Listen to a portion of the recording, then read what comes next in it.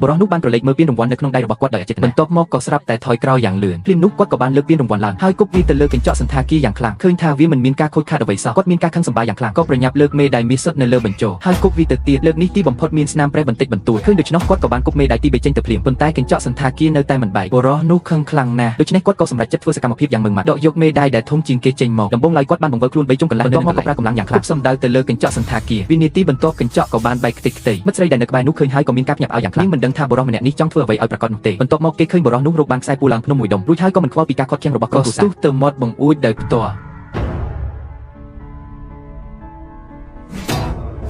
ដោយសារតែបង្កាន់ដៃឪពេកគាត់ក៏បានផ្លាត់ស្នៀតធ្លាក់ចុះទៅសំណាងល្អដែលគាត់ចាប់ដំបូលផ្ទះខាងក្រោមបានទាន់ពេលវេលាឪពុកម្ដាយមានការភ័យស្លន់ស្លោចំពោះទស្សនវិជ្ជាដែលមិននឹកស្មានដល់ក៏ប្រញាប់ទាញខ្សែពូឲ្យតឹងដើម្បីចង់ទាញកូនប្រុសឡើងមកវិញប៉ុន្តែការធ្វើបែបនេះរឹតតែគ្រោះថ្នាក់ជាងមុនសំណាងល្អដែលមិត្តស្រីនៅក្បែរនោះបានរំលឹកទាន់ពេលទើបពួកគេព្រមទម្លាក់បរោះនោះចុះទៅក្រោមបន្ទាប់ពីចុះមកដល់ហើយក៏បានប្រើបច្ចេកទេសឡើងភ្នំជាច្រើនឆ្នាំរបស់គាត់ឡើងទៅលើដោយជោគជ័យតាមពិតទៅទើបតែមានក្រុមភេរវករនៅក្នុងទីក្រុងបានបញ្ចេញហ្គេមយ៉ាងច្រើនអ្នកណាដែលប៉ះពាល់សុទ្ធតែដួលសន្លប់នៅនឹងកន្លែងបញ្ចេញពុះមាត់និងស្លាប់នៅនឹងកន្លែងល្បឿននៃការរីករាលដាលរបស់វាលឿនខ្លាំងណាស់មិនយូរប៉ុន្មានវាក៏បានមកដល់ពាក់កណ្ដាលអគារអ្នករាល់គ្នាត្រូវបង្ខំចិត្តរត់ទៅកាន់ដំបូលអគារជាលទ្ធផលនឹកស្មានមិនដល់ថាទ្វារខាងលើត្រូវបានចាក់សោអ្វីដែលកាន់តែអាក្រក់នោះគឺទ្វារត្រូវបានអ្នកគ្រប់គ្រងទុកនៅក្នុងការិយាល័យបើចង់បើកទ្វារត្រូវតែមានអ្នកចុះទៅជាន់ក្រោមទោះបីជាមានរបាំងអុកស៊ីសែនក៏ដោយប៉ុន្តែគ្មាននរណាម្នាក់ដឹងថារបស់នេះតើពិតជាអាចទប់ស្កាត់បានឬអត់នោះទេដូច្នេះហើយគ្មាននរណាម្នាក់ចង់យកជីវិតខ្លួនឯងមកលេងសើចឡើយគ្មានជំរឿសដើម្បីសង្គ្រោះគ្រួសាររបស់ខ្លួនបរិសុទ្ធនោះមានតែប្រថុយគ្រោះថ្នាក់ឡើងទៅលើដំបូលដើម្បីបើកទ្វារមិត្តស្រីរបស់គាត់ក៏បានយកកម្សៅផាត់មុខមកឲ្យគាត់យ៉ាងយកចិត្តបន្ទាប់ពីកិនវាឲ្យមាត់វាក៏អាចប្រើជំនួសម្សៅគូចិញ្ចាមបានដែរមានការលើកទឹកចិត្តពីភីគីមខាងបរិសុទ្ធនោះក៏កាន់តែមានទំនុកចិត្តខ្លាំងឡើងគាត់បានបោះជំហានយ៉ាងលឿនឡើងទៅលើជីដំបូលបន្ទាប់ពីមកដល់កំពូលប៉ងគាត់បានរើដំបងដែកដែលបានបោះឡើងមកមុននេះសម្លឹងមើលជញ្ជាំងដែលនៅឆ្ងាយពីខ្លួនប៉ុន្មានម៉ែត្រនៅពីមុខបន្ទាប់ពីគាត់បានបួងសួងយ៉ាងស្ងៀមស្ងាត់ក្នុងចិត្តរួចក៏ស្ទុះឡើងទៅត្រង់តែម្ដងសំណាងល្អដែលកម្លាំងដៃរបស់គាត់ហើយបានចាប់ចុកលោកស៊ីម៉ុងដែលលុយចេញមកខាងលើបានទាន់ពេលវេលាអ្នករាល់គ្នាក៏មានការភ័យខ្លាចយ៉ាងខ្លាំងចំពោះសកម្មភាពរបស់គាត់នេះដែរបន្ទាប់ពីដកដង្ហើមធំពីរដងដើម្បីសម្រួលអារម្មណ៍នៅនឹងកន្លែងរួចមកគាត់ក៏ចាប់ផ្ដើមឡើងទៅលើសន្សឹមដោយសារតែកន្លែងនេះមានលោកស៊ីម៉ុងលុយចេញមកក្រៅជាច្រើនដូច្នេះវាហាក់ដូចជាមានភាពរលូនគួរសមដើម្បីមើលទីតាំងរបស់បរិសុទ្ធនោះឲ្យកាន់តែច្បាស់ក្រុមគ្រួសារនៅជាន់ក្រោមក៏បានប្រើទូរស័ព្ទដៃដើម្បីបើកការផ្សាយផ្ទាល់ជាវីដេអូឪពុកម្ដាយមើលទៅទាំងក្តីបារម្ភនិងភ័យខ្លាចជាខ្លាំងមិនយូរប៉ុន្មានគាត់ក៏ចាប់ផ្ដើមឡើងទៅរកវាំងនឹងហើយនៅខាងក្រោមមិនត្រឹមតែជាទីជ្រៅបំផុតនោះទេថែមទាំងមានឧស្ម័នពលរាប់មិនអស់ទៀតផងប្រសិនបើគាត់មិនបានហ្វឹកហាត់កម្លាំងដៃជាប្រចាំទេនោះប្រហែលជាត្រូវរបូតដៃធ្លាក់ចុះទៅបាត់ទៅហើយនៅក្រោមការសម្លឹងមើលរបស់មិត្តស្រីដែលនៅក្បែរបរិសុទ្ធរូបនេះក៏បានទៅដល់ម្ខាងទៀតដោយជោគជ័យបន្ទាប់ពីគាត់បានសម្រួលខ្លួនបន្តិចបន្តួចនៅនឹងកន្លែងរួចក៏បន្តឆ្ពោះទៅជំហៀងដោយប្រុងប្រយ័ត្នបំផុតសម្លឹងមើលទៅជញ្ជាំងដ៏លងនៅខាងលើគាត់បានលាបបំសៅហ្វឺតមួយក្តាប់បន្ទាប់មកក៏ចាប់តោងចន្លោះប្រហោងនៃចម្លាក់ថ្មឲ្យជាប់ព្យាយាមតោងឡើងទៅលើទាំងលំបាករាល់ជំហាននីមួយគាត់ត្រូវតែមានការប្រុងប្រយ័ត្នខ្ពស់សូម្បីតែកំហុសបន្តិចបន្តួចក៏ដោយក៏នឹងធ្វើឲ្យគាត់ធ្លាក់ក្នុងគ្រោះថ្នាក់ដែលមិនអាចជញ្ជាំងបែបនេះជើងទាំងពីរពិបាកនឹងរកកន្លែងទប់ណាស់ដូច្នេះភាគច្រើនគឺស្ទើរតែពឹងផ្អែកទាំងស្រុងលើកម្លាំងដៃប៉ុន្តែនៅពេលដែលបរិសុទ្ធនោះតោងឡើងផុតជញ្ជាំងចម្លាក់ថ្មនេះហើយចង់ឈោងទៅចាប់បង្គោលភ្លើងនៅខាងលើបែរជាឃើញថាគាត់មិនអាចទ្រទ្រង់ទម្ងន់ខ្លួនឯងបានតតែសោះគ្រាន់តែប្រើកម្លាំងបន្តិចក៏របូតធ្លាក់ចុះមកដោយឃើញថាផ្លូវទៅមុខមិនអាចទៅរួចបរិសុទ្ធនោះមានតែបង្ខំចិត្តតោងទៅខាងស្ដាំដែលគ្រោះថ្នាក់ជាងប៉ុន្តែមិននឹកស្មានថាជីវិតដែលចងនៅចង្កេះនៅពេលនេះវាក៏ត្រូវបានទាញរហូតដល់កម្រិតកំណត់ដែរបានព្យាយាមជាច្រើនដងប៉ុន្តែនៅតែមិនអាចប៉ះដល់កម្មជណ្ដើរបន្ទាប់បានឡើយអាចគិតបានថាប្រសិនបើមិនបើកទ្វារដំបូលឲ្យបានឆាប់ទេស្មានពលនឹងរីករាលដាលឡើងមកក្នុងពេលឆាប់ដល់ពេលនោះគ្រួសារទាំងមូលនឹងត្រូវស្លាប់នៅទីនេះបរិសុទ្ធនោះបានសម្រេចចិត្តដកខ្សែសុវត្ថិភាពចេញហើយចាប់ផ្ដើមឡើងដោយដៃទេដោយគ្មានការការពារអ្វីទាំងអស់មិត្តស្រីឃើញបែបនេះក៏លែងមានភាពស្ងប់ស្ងាត់ស្រែកហៅគាត់ត្រឡប់មកវិញបរិសុទ្ធនោះបានទ្រាំទ្រនឹងសម្ពាធទ្វេដងទីបំផុតបានឡើងមកដល់ជំងាយពីដំបូលដែលនៅសល់តែមួយជំហានទៀតប៉ុណ្ណោះដូច្នេះគាត់ក៏រៀបចំដង្ហើមបណ្ដានឹងធ្វើចលនាត្រៀមលោតបណ្ដាបន្ទាប់មកជើងទាំងពីរបានធាក់ឡើងចាប់ជាប់នឹងគែមជញ្ជាំងយ៉ាងណែនឥឡូវនេះឲ្យតែឡើងពីទីនេះទៅគឺអាចគេចផុតពីគ្រោះថ្នាក់បានហើយប៉ុន្តែស្រាប់តែបរិសុទ្ធនោះក៏ស្ទើរតែធ្លាក់ចុះទៅក្រោមដែរគាត់បានប្រញាប់ប្រញ័រសម្រួលចំហខ្លួនឯងអបច្រមុះរបស់វាឲ្យជាប់ចុងក្រោយគាត់បានប្រើកម្លាំងទាំងអស់ដែលមានទើបអាចឡើងមកលើបានសម្រេចគ្មានពេលសម្រាប់ដកដង្ហើមសម្រាប់គាត់បានប្រញាប់បើកទ្វារដំបូលអគារដើម្បីជួយគ្រួសារទាំងមូលឡើងមកលើចៃដន្យមែនទែននៅពេលនោះមានយន្តហោះសង្គ្រោះមួយគ្រឿងបានហោះកាត់មិត្តស្រីរបស់គាត់មានគំនិតរហ័សបានប្រញាប់ប្រាប់ឲ្យគ្រួសារបើកភ្លើងពើទូរស័ព្ទរួចលើកវាឲ្យខ្ពស់ផុតក្បាលរួចហើយក៏បញ្ចេញសញ្ញាកូដមួយតាមចង្វាក់ដើម្បីសុំជំនួយមិនយូរប៉ុន្មានយន្តហោះសង្គ្រោះក៏បានមើលឃើញក្រុមមនុស្សទាំងនេះដែលជីវិតកំពុងស្ថិតក្នុងគ្រោះថ្នាក់នៅពេលដែលអ្នកសង្គ្រោះបានទម្លាក់កន្ត្រកចុះមកអ្នករាល់គ្នាក៏បាននាំគ្នាដណ្ដើមគ្នាឡើងទៅលើនោះប៉ុន្តែនៅពេលដែលមិត្តស្រីរត់ឡើងមកជាអ្នកចុងក្រោយបែរជាត្រូវបានគេប្រាប់ថាកន្ត្រកនោះលើកទម្ងន់កំណត់បាត់ហើយស្លាប់នឹងរស់បរិសុទ្ធនោះបានសម្រេចចិត្តឲ្យមិត្តស្រីរបស់គាត់ឡើងទៅមុនប៉ុន្តែនាងបានលែងដៃបរិសុទ្ធនោះហើយមិនព្រមចាក់ចេញទៅឡើយឃើញមិត្តស្រីមានចិត្តដាច់ខាតបែបនេះបរិសុទ្ធនោះក៏បានរុញក្រុមគ្រួសារចេញយ៉ាងដាច់អង្ការរួចក៏គ្រវីដៃលាក្នុងចំណោមសម្លេងយំស្រែករបស់ក្រុមគ្រួសារបានសម្រេចចិត្តនៅជាមួយមិត្តស្រីនៅលើដំបូលខណៈដែលឧទ្ធម្ភាគចាក់សង្គ្រោះហោះចេញទៅឆ្ងាយបន្តិចម្ដងឪពុកម្ដាយនៅក្នុងកន្ត្រកយំសោកបោកខ្លួនយ៉ាងខ្លាំងប៉ុន្តែបរិសុទ្ធនោះបានស្រែកលួងលោមថាពួកគេនឹងបានជួបជុំគ្នាវិញក្នុងពេលឆាប់មិនហើយមិនយូរប៉ុន្មានមានមួយគ្រឿងឧទ្ធម្ភាគចាក់សង្គ្រោះថ្មីមួយគ្រឿងទៀតបានបង្ហាញខ្លួននៅលើក្បាលម្ដងទៀតអ្នកទាំងពីរត្រេកអររហូតលោតកញ្ឆេងគិតថាម្ដងនេះច្បាស់ជាត្រូវបានជួយសង្គ្រោះហើយប៉ុន្តែនៅវិនាទីបន្ទាប់ឧទ្ធម្ភាគចាក់បែរជាបដូរទីដើរហោះទៅកាន់អគារដែលមានអ្នករស់រានមានជីវិតច្រើនជាងបរិសុទ្ធនោះទើបតែដឹងថាទោះបីជាមានយន្តហោះសង្គ្រោះច្រើនក៏ដោយប៉ុន្តែអ្នកដែលជាប់នៅលើដំបូលអគារមានច្រើនជាងមិនអាចមកជួយបានទាំងអស់តែនៅពេលឃើញឧស្ម័នពលពីជាន់ក្រោមកំពុងតែហក់ឡើងមកជិតក្នុងរយៈពេលខ្លីនេះខ្លាចថាជំនួយនឹងមិនអាចមកដល់ទាន់ពេលឡើយពួកគេត្រូវតែជួយសង្គ្រោះខ្លួនឯងដូច្នេះបរិសុទ្ធនោះក៏ស្ទុះត្រឡប់ទៅក្នុងបន្ទូចខ្សែពូឡើងភ្នំចូលទៅក្នុងកាតាបន្ទាប់មកក៏ចាប់យកទឹកពីរដងហើយប្រាប់មិត្តស្រីឲ្យរកថង់ប្លាស្ទិកពីរបីជាចុងក្រោយអ្នកទាំងពីរបានរំខ្លួនដោយថង់ប្លាស្ទិករួចពាក់ម៉ាស់ការពារឧស្ម័នពលប្រភេទ5ដងហើយបោះចោលហើយស្ទុះចេញទៅមានបំណងចង់ធ្វើមុនពេលម៉ាស់អស់ប្រសិទ្ធភាពស្វែងរកអគារដែលខ្ពស់ជាងនេះដើម្បីគេចពីឧស្ម័នពលទោះជាយ៉ាងណានៅពេលដែលពួកគេខំប្រឹងឡើងទៅដល់លើដំបូលអគារដែលបើកទ្វារដំបូលអគារពួកគេក៏មានការភ្ញាក់ផ្អើលយ៉ាងខ្លាំងបរិសុទ្ធនោះសម្លឹងមើលនាឡិកាដៃដោយភាពភ័យខ្លាចពេលវេលាដែលជិតនឹងអស់ទៅហើយបន្ទាប់មកក៏ដោះកាតាបចេញយ៉ាងលឿនបន្ទាប់មកយកម៉ាស់ការ ពីឧស្ម័នពលចុងក្រោយគេចេញមកមុនពេលមិត្តស្រីរបស់គាត់ដឹងខ្លួនគាត់ក៏ហែកកញ្ចប់ភ្លាមហើយដោះធុងអុកស៊ីសែនដែលជិតអស់ចេញពីមាត់របស់គាត់មកបដូរចេញនៅពេលដែលមិត្តស្រីដឹងខ្លួនចង់បញ្ឈប់ក៏ហួសពេលទៅហើយបុរសដែលបានឆ្លងផុតវិបត្តិដោយសុវត្ថិភាពថែមទាំងចាប់ផ្ដើមរុញច្រានមិនឲ្យមិត្តស្រីចូលចិត្តខ្លួនទៀតផងបន្ទាប់មកនៅចំពោះមុខក្រសែភ្នែកដែលមិនគួរឲ្យជឿរបស់នាងបុរសនោះស្រាប់តែបោះបង់នាងចោលហើយរត់គេចខ្លួនតែម្នាក់ឯងដើមឡើយចង់ដេញតាមទៅសួរឲ្យច្បាស់ប៉ុន្តែដោយសារអុកស៊ីសែននៅសល់តិចតួចទើបបង្អាក់គំនិតរបស់នាងមិនយូរប៉ុន្មានឧស្ម័នពលបានហក់ឡើងដល់ចង្កេះរបស់ស្ត្រីនោះដោយមិនសុខចិត្តដេកចាំស្លាប់នាងមានតែព្យាយាមតង់ឡើងទៅលើសំណាងល្អដែលមានបទពិសោធន៍ឡើងភ្នំជាច្រើនឆ្នាំនាងបានតង់ឡើងទៅដល់ចំណុចខ្ពស់បំផុតនៃដំបូលដោយសុវត្ថិភាពប៉ុន្តែក្នុងពេលជាមួយគ្នានោះយូណាក៏យកហើយជា10នាទីក្រោយមករងចាំរហូតដល់ឧស្ម័នពលហក់ឡើងមកដល់ទីនេះតែបន្តរំកាយនៅចំពោះមុខវាសនានៃសេចក្តីស្លាប់នាងក៏ចាប់ផ្ដើមរអ៊ូតបុរសដែលបានលួចរត់ចេញអ្នកដែលធ្លាប់យកអាហារពេលព្រឹកមកឲ្យនាងរាល់ថ្ងៃដូចជាអ្នកបម្រើស្មោះស្ម័គ្រប្រឈមមុខនឹងវិបត្តិជីវិតនិងសេចក្តីស្លាប់បែរជាមិនខ្វល់ខ្វាយពីនាងតែនៅពេលនោះឯងស្រមោលមនុស្សម្នាក់ស្រាប់តែលេចឡើងនៅត្រង់ជណ្ដើរពីក្រោយនាងគឺជាបុរសដែលទើបតែរត់គេចខ្លួនទៅម្នាក់ឯងអំបញ្ញមិញនេះឯងតាមពិតទៅគាត់មិនមែនជាមនុស្សប្រុសអាក្រក់អំបញ្ញមិញគាត់គ្រាន់តែចុះទៅជាន់ក្រោមដើម្បីស្វែងការពីឧស្ម័នពលបន្ថែមបន្ទាប់ពីជួយបដូរអុកស៊ីសែនឲ្យកូនស្រីរួចរាល់បុរសនោះដឹងថាទីនេះមិនអាចនៅយូរបានទេភ្លាមនោះពួកគេក៏បានធ្វើដំណើរឆ្លងកាត់ចន្លោះជាន់នានានៃអគារជាចុងក្រោយមុនពេលអុកស៊ីសែនអស់ក៏បានរកឃើញកន្លែងហាត់ប្រាណមួយដែលចាត់ទុកថាមានសុវត្ថិភាពប៉ុន្តែស្ថានភាពនៅទីនេះក៏មិនសូវល្អដែរឧស្ម័នពលនៅតែបន្តរីករាយដល់គ្រប់ទីកន្លែងប្រហែលជាត្រូវការពេលតែប៉ុន្មាននាទីប៉ុណ្ណោះបិទបាំងជាន់ទាំងមូលបានទាំងស្រុងក្នុងគ្រាអាសន្នបុរសនោះបានសម្រេចចិត្តទៅសាកល្បងសំណាងនៅអគាររំខានទៀតប៉ុន្តែអគារទាំងពីរនៅឆ្ងាយពីគ្នាណាស់ចង់ឆ្លងទៅដោយសុវត្ថិភាពគឺពិបាកដូចឡើងឋានសួគ៌អញ្ចឹងប៉ុន្តែនៅវិនាទីបន្ទាប់ដុំដាច់ហាត់ប្រាណទម្ងន់20គីឡូក្រាមបុរសនោះក្រវែងទៅម្ខាងទៀតអគារទាំងពីរក៏ត្រូវបានភ្ជាប់គ្នាដោយខ្សែពួរតាមរបៀបនេះនៅពេលឃើញថាទម្ងន់នៅម្ខាងទៀតគ្រប់គ្រាន់តាមតម្រូវការកូនស្រីចង់ខ្លាយជាអ្នកដំបងគេដែលវាទៅសាកល្បងនឹកស្មានមិនដល់ថាពេលនោះបុរសនោះបែរជាមានការសង្ស័យគាត់បារម្ភថាខ្សែពួរមិនអាចត្រូវទម្ងន់មិត្តស្រីរបស់គាត់បាននឹកឃើញដល់រឿងដែលខ្លួនបានកុហកមិត្តប្រុសអំពីកូនស្រីគិតថាសុវត្ថិភាពគឺសំខាន់បំផុត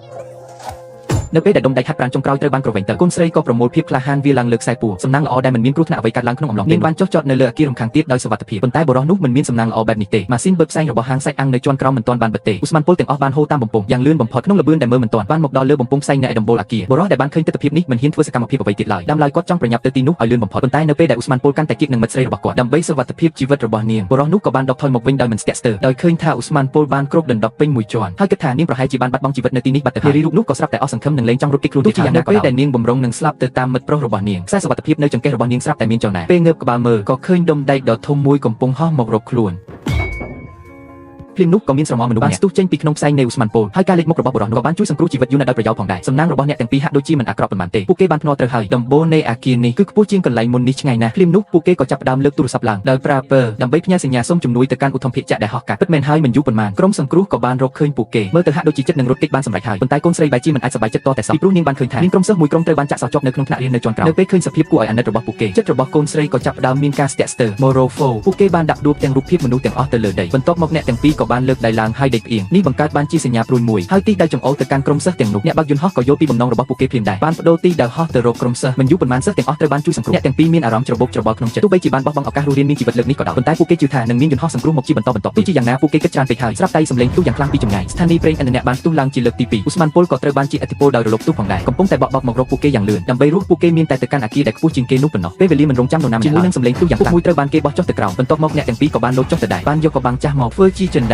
ាបន្ទាប់មកពួកគេបានឡើងទៅកាន់អគារបន្ទាប់ការពីឧស្ម័នពលចុងក្រោយរបស់ពួកគេត្រូវបានប្រើអស់ហើយដើម្បីឆ្លងទៅបានមានតែរកវិធីផ្សេងទៀតប៉ុណ្ណោះពួកគេបានបន្តស៊ូនៅក្នុងទីក្រុងបែបនេះមនុស្សពីរនាក់ចុងក្រោយរស់នៅពឹងផ្អែកលើគ្នាទៅវិញទៅមកធ្វើដំណើរឆ្លងកាត់លើដំបូលអគារនានាមិនយូរប៉ុន្មានការរស់រៀនមានជីវិតរបស់ពួកគេត្រូវបានផ្សាយផ្ទាល់ដោយត្រង់ក្នុងពេលតែមួយមនុស្សគ្រប់គ្នាបានយកចិត្តទុកដាក់លើប្តីប្រពន្ធមួយគូនេះរាល់សកម្មភាពតូចតាចរបស់ពួកគេនៅពេលនេះសុទ្ធតែប៉ះពាល់ដល់បេះដូងមនុស្សរាប់មិនអស់បុរសនោះបានហុចម្សៅដេសខ្លះឲ្យកូនស្រីដោយយកចិត្តគ្នាកូនស្រីក៏យកភ្លាមដែរលាបម្សៅដេសឲ្យពេញដៃទាត់ដៃទាំងពីរដើម្បីជំរះធូលីដែលលើលោកយ៉ាងអស់ពីកម្លាំងទៅកាន់អគារដែលនៅចម្ងាយ10ម៉ែត្រពួកគេបានចាប់ប្រអប់ភ្លើងជាប់ដោយជោគជ័យប៉ុន្តែសារធាតុពុលនៅពីក្រោយកំពុងហក់មកយ៉ាងលឿនល្បឿនរបស់វាគឺមិនយឺតជាងពួកគេតតែសោះនៅពេលនេះខ្សែដែលចងភ្ជាប់គ្នានៅកណ្ដាលភ្ជាប់បេះដូងពួកគេឲ្យនៅជាប់គ្នាឲ្យតែភីគីណាម្នាក់ផ្លាត់ជើងធ្លាក់ចុះទៅអ្នកទាំងពីរនឹងត្រូវធ្លាក់ស្លាប់ទាំងរស់កន្លះម៉ោងទៀតបានកន្លងផុតទៅបន្ទាប់ពីឆ្លងកាត់ការលំបាកជាច្រើនទីបំផុតពួកគេបានមកដល់ដំបូលឃើញថាជ័យជំនះនៅនឹងមុខហើយពួកគេរត់យ៉ាងរំភើបប៉ុន្តែពេលរត់មកដល់មុខបង្កាន់ដៃអ្នកទាំងពីរក៏ស្រឡាំងកាំងអគារនៅខាងមុខនោះនៅឆ្ងាយពីទីនេះរាប់រយម៉ែត្រហើយខាងក្រោមគឺជាផ្សែងពុលដែលកំពុងហុយត្រឡងការឆ្លងពីទីនេះទៅគឺពិបាកដូចឡើងឋានសួគ៌អញ្ចឹងអ្នកទាំងពីរអស់សង្ឃឹមទាំងស្រុងសម្លឹងមើលផ្សែងពុលដែលកាន់តែខិតជិតមកដល់ពួកគេអាប់គ្នាជាប់យ៉ាងណែនលើកជង្គង់លើដីយំយ៉ាងខ្លាំងដោយការជិះចាប់ធ្វើការសារភាពចុងក្រោយមុនពេលស្លាប់ប៉ុន្តែផ្ទៃមេឃមិនដែលបិទផ្លូវមនុស្សឡើយស្រីស្រាប់តែប្រទះឃើញមានដ្រូនមួយគ្រឿងបង្ហាញខ្លួននៅលើមេឃបន្ទាប់មកគឺគ្រឿងទី2អ្នកទាំងពីរមិនទាន់ដឹងខ្លួនវិញនៅឡើយទេឧទ្ធម្ភាគចក្ររាប់មិនអស់កំពុងខិតជិតមកទីនេះបន្តិចម្ដងបន្ទាប់មកក៏ហោះទៅពីក្រោយពួកគេយ៉ាងស៊ីចង្វាក់ស្ទុះទៅរកឧស្ម័នពលដោយមិនស្ទាក់ស្ទើរមិនយូរប៉ុន្មានក៏បានបំបែកវាអស់ភាគច្រើនដណ្ដើមបានពេលវេលារស់រៀនមានជីវិតដ៏មានតម្លៃសម្រាប់ពួកគេបន្ទាប់មកយន្តហោះដ្រូនមួយទៀតក៏ហោះមកយ៉ាងយឺតទទួលយកខ្សែសង្គ្រោះពីដៃបុរសនោះហក់ទៅតាក់ជាប់នឹងបំពង់ទឹកនៃអគារក្បែរនោះដោយជោគជ័យបន្ទាប់ពីធ្វើរឿងទាំងនេះរួចរាល់ជាសញ្ញាបុរសនោះប្រញាប់ប្រញាល់ទាញខ្សែឲ្យតឹងបង្កើតបានជាចំណងស្លាប់យ៉ាងរឹងមាំបន្ទាប់មកក៏ចងខ្សែសុវត្ថិភាពបុរសនោះបានស្រែកឡើងយ៉ាងខ្លាំង អ្នកទាំងពីរបានលោតចុះទៅដោយមិនស្ទាក់ស្ទើរសម្លេងស្រែកបានទម្លុះភាពស្ងប់ស្ងាត់នៃរាត្រីពួកគេបានរអិលយ៉ាងលឿនពីលើស្មានពុលបែបនេះមើលទៅហាក់ដូចជាចិត្តនឹងរអិលទៅដល់ត្រើយតែនឹកស្មានមិនដល់ថាជំរាបស្ពានមិនគ្រប់គ្រាន់មនុស្សពីរនាក់ត្រូវបានព្យួរនៅចំកណ្ដាលដោយជើងរបស់ពួកគេហាត់ពីដីអ្វីដែលកាន់តែអាក្រក់នោះខ្សែនៅខាងនោះក៏ចិត្តដាច់ដែរហើយមិនបង្អង់យូរយន្តនៅបានឡើងជិះលើបុរសនោះយ៉ាងម៉ឺងម៉ាត់ដកដង្កាប់កាត់ចេញពីកាបូបស្ពីពីក្រោយខ្នងរបស់គាត់ប្រាប់ឲ្យបុរសនោះកាន់ឲ្យជាប់រួចក៏កាត់ខ្សែខាងក្រោយដោយមិនស្ទាក់ស្ទើរឆាត់យងបានខ្លាយជាទងយោភ្លាមនាំអ្នកទាំងពីរយោទៅកាន់ត្រើយម្ខាងតែនឹកស្មានមិនដល់ថានៅពេលដ៏សំខាន់ចំណងខ្សែស្រាប់តែរបូតចេញអ្នកទាំងពីរលែងមានកន្លែងទប់ទៀតហើយធ្លាក់ចុះទៅក្រោមអគារទាំងក្តីអស់សង្ឃឹមហើយរូបភាពនៃការផ្សាយផ្ទាល់របស់បានចុះទាំងនៅវិនាទីចុងក្រោយមនុស្សរាប់មិនអស់បានឃើញហើយក៏ស្រក់ទឹកភ្នែករដ្ឋាភិបាលក៏ស្ថិតក្រោមសម្ពាធឆ្ពោះទៅកាន់ទីក្រុងបេសាចនេះបានបញ្ជូនឧទ្ធម្ភាគចែកចុងក្រោយមកប៉ុន្តែបន្ទាប់ពីពួកគេបានមកដល់កន្លែងកាត់ក្នុងចំណោមផ្សែងពុលដ៏ក្រាស់ខ្មឹកក្រៅពីខ្សែពូមួយកំណាត់សូម្បីតែសាកសពមួយក៏រកមិនឃើញដែរនៅពេលដែលពីឡុតហៀបនឹងបោះបង់ហើយត្រៀមខ្លួនត្រឡប់ទៅវិញក្រុមអ្នកជួយសង្គ្រោះស្រាប់តែប្រទះឃើញនៅលើចុងបង្គោលស្ទូចដែលខ្ពស់កប់ពកស្រាប់តែមានស្រមោលមនុស្សពីរនាក់ពួកគេបានលើកកាំជ្រួចនៅក្នុងដៃឡើងខ្ពស់អ្នកទាំងពីរដែលបានរួចផុតពីសេចក្តីស្លាប់មិនអាចលាក់បានក្តីរំភើបក្នុងចិត្តបានឡើយពួកគេគ្រវីដៃយ៉ាងខ្លាំងដោយក្តីរំភើបជាចុងក្រោយនៅមុនពេលឆ្នាំថ្មីចូលមកដល់ពួកគេត្រូវបានជួយសង្គ្រោះហើយ Quail of ក្រសោបរាល់គ្រប់បែបផែននៃជីវិត